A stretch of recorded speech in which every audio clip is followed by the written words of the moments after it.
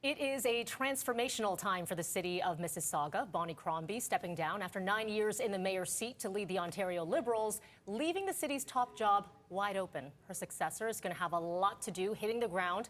A lot of issues, including affordable housing, auto theft, transit expansion, just a few of them.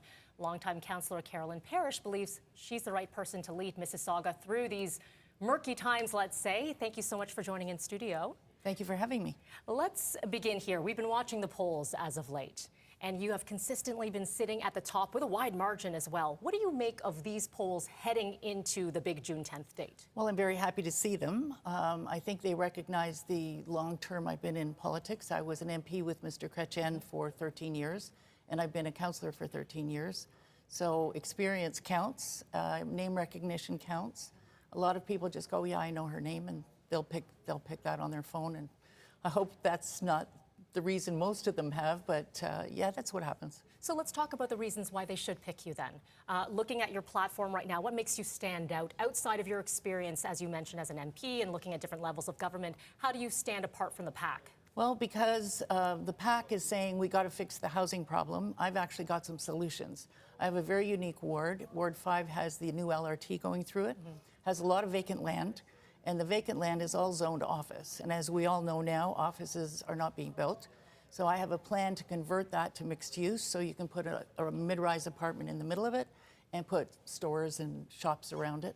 I also have Heartland, which is a very big plaza. Orlando wants to take out about a quarter of it and put housing in there.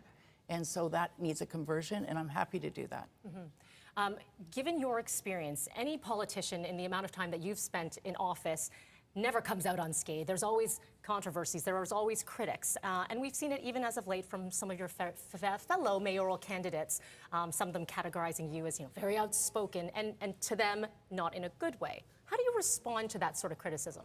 Well, I've been in politics for a very long time. I've always been outspoken, particularly defending people that can't speak for themselves. So I don't consider it to be a flaw. I consider it to be an attribute.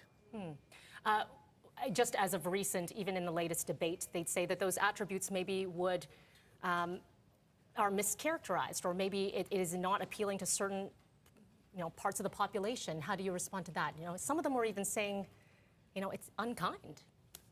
That I was unkind? Or I'm putting words in their mouth. But okay. When it comes to, say, recently, as in the debates, certain parts of the population speaking about what they are characterizing them, certain parts of the population.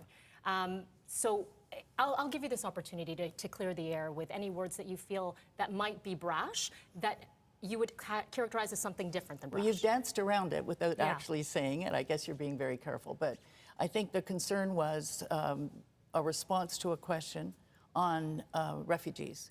And I said, they're sitting around all day, they've got a roof over their heads, they're fed, but they aren't given anything to do. That part was cut off. I think the hard part is when you bring refugees into Canada, you have to get the kids into schools and you have to get the people into jobs, even if they aren't their skills that they've got. Move them around, make them feel part of it. That part that was cut off. So when you're in a campaign like this, you have to count on other people behaving in a professional way, and sometimes they don't. Do you feel that you're misunderstood sometimes?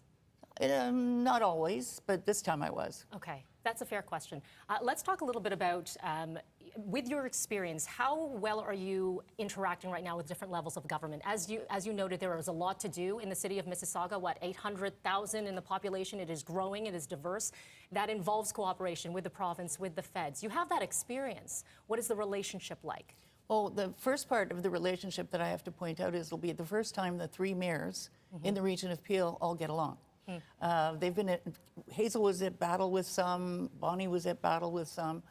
So this will be a time that the three of us will work together, go to Queen's Park, talk to Ford. I get along fine with Ford. I've had several conversations with him. We're kind of on the same wavelength on some things. And we should also be able to go to Ottawa as a threesome and ask for what we need for a region that's almost 2 million people.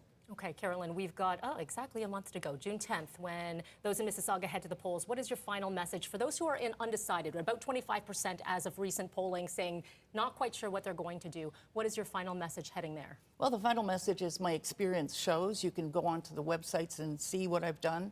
I accomplished quite a bit. I built a youth hub in Malton that we've had 50,000 visits to, and the crime rates have gone down. It's a place for young people. I produce what I say I'm going to produce. I also get a lot of funding from the private sector for some of my projects, so the taxes will stay fairly level. I think my experience makes me the best candidate. Okay, Carolyn Parrish, best of luck. Thank We've got you. a few weeks to go, June 10th. Those who live in Mississauga heading to the polls, you can always go to our website, citynews.ca, and take a closer look at platforms as well as these interviews. Thank you so much. Thank you. I appreciate it.